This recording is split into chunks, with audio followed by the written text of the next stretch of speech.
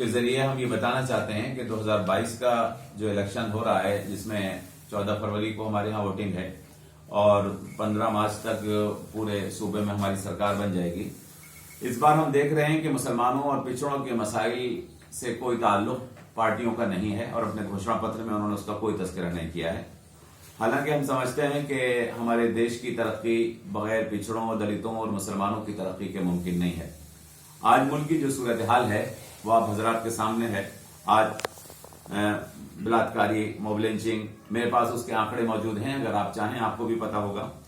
قتل و غارت گری ہمارے پردیش میں بڑی ہے اور اس وقت صورتحال یہ ہے کہ اتر پردیش کے اندر ان سارے گناہوں کے لیے نمبر 1 کے اوپر ہمارا اسٹیٹ آ رہا ہے، جس کی وجہ سے اور خاص طور پر مسلمانوں کو اور کمزور طبقات کو عدم تحفظ کا بہت احساس ہے۔ حکومت کی ذمہ داری ہے کہ وہ صوبے میں امن اور تحفظ کا ماحول پیدا کرے۔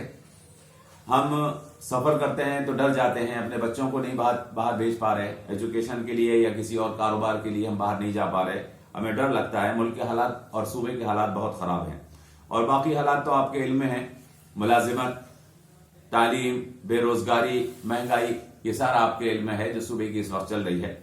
اس حالات میں ہمارا پریس کے ذریعے سے، آپ حضرات کے ذریعے سے یہ مطالبہ ہے کہ ملک میں امن اور تحفظ کا ماحول بنایا جائے اور نفرت اور مقابلہ آرائی، ایک دوسرے سے گھرنا کا جو ماحول بنا ہوا ہے اسے ختم کیا جائے۔ دوسرا مطالبہ ہمارا یہ ہے کہ مسلمانوں اور اقلیتوں کو ان کے جان مال کے تحفظ کی ذمہ داری حکومت کی ہے، اس کا یقین دلایا جائے۔ تیسرا مطالبہ یہ ہے کہ مسلمانوں اور اقلیتوں کے لیے سرکاری نوکریوں میں جتنے بھی سرکاری وبھاگ ہیں ریزرویشن دیا جائے۔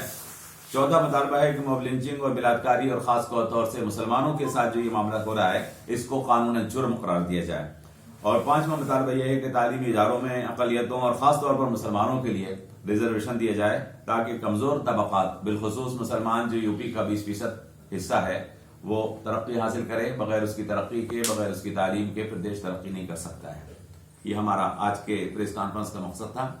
امید ہے آپ حضرات پریس والوں سے بھی میری درخواست ہے کہ وہ اس سلسلے میں ہمارا تعاون کریں۔ ہم ملک کے اور صوبے کے ایک بہت بڑے حصے کے لیے، اس کی ترقی کے لیے کوشش کر رہے ہیں، آپ کی مدد کی درخواست ہے۔